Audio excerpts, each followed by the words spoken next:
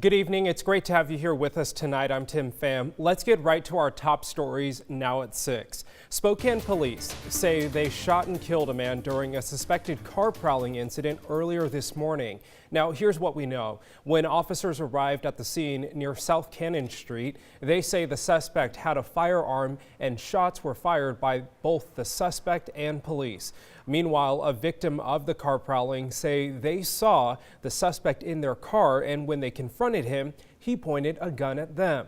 Police arrived at the scene shortly after the confrontation. The man died at the scene, and no officers were injured in the incident.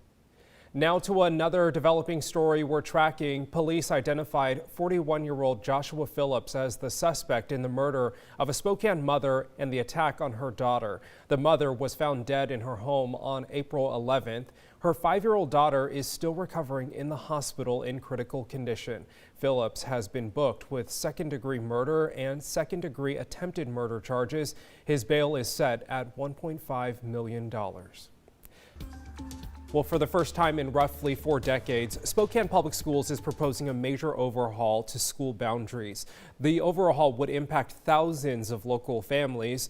During a forum this week, the biggest question discussed was why change the boundaries?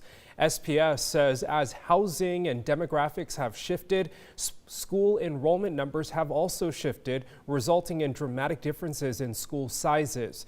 The district is also building new middle schools. As a result, they say the changes are necessary. Now, the committee says 8% of elementary, 42% of middle, and 22% of high school students will be impacted by the boundary changes.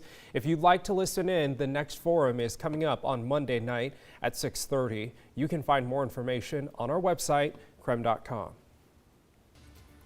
Well, Spokane is the place to be, according to Realtor.com. The home buying site ranked Spokane in the top 20 hottest housing markets in the country for the month of March.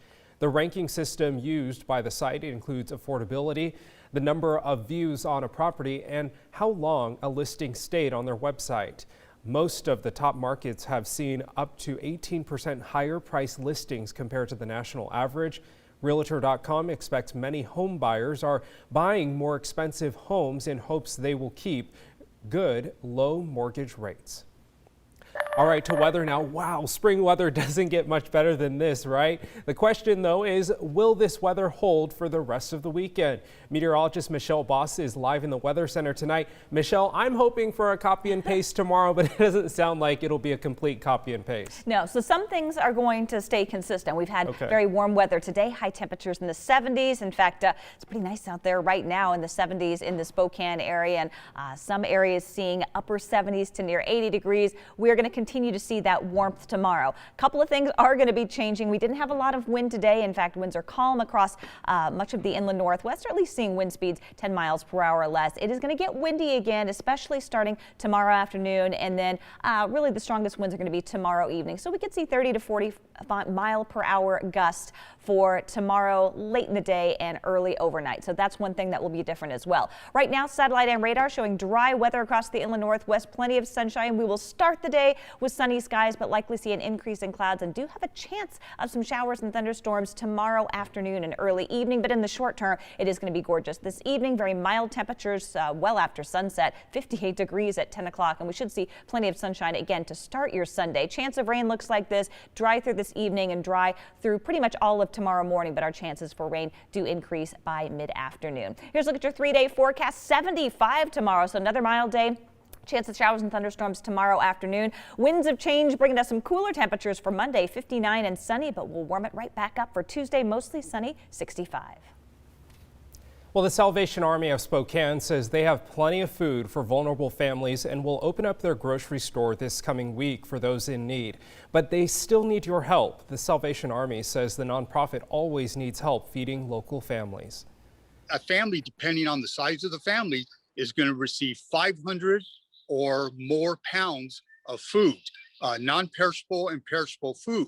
And we need to get those in the hands of our vulnerable neighbors, those who really need the food. From this Monday to Friday, those in need can visit the Salvation Army Food Bank to grocery shop. To learn more on how to volunteer, just head to our website, krem.com. Well, if you haven't bought any Girl Scout cookies this year, now is the time to do so because sales officially come to an end this Sunday and the cookies are going fast. KREM 2's Brandon T. Jones has the story. Hey, my name's Tinley and we're selling some Girl Scout cookies today. And then we can freak everyone out and say that's the last of our mints. Finding Girl Scout cookies this time of the year is almost like finding a pot of gold.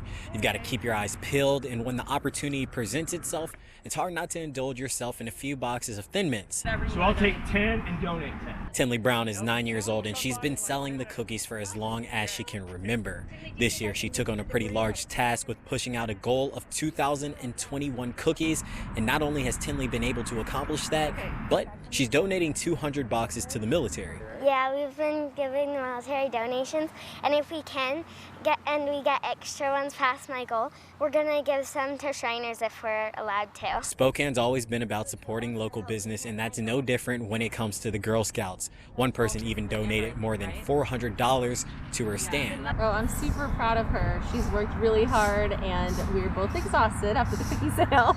But I'm super proud of her. As the cookie season comes to an end, Girl Scouts like Tinley serve as a reminder of what they bring to the community. They bring a snack that's been around for more than 100 years, and most importantly, the Girl Scouts dish out smiles and positive energy. So what's your favorite cookie? My favorite cookie is the tag-alongs. From Spokane, Brandon T. Jones, KREM 2 News.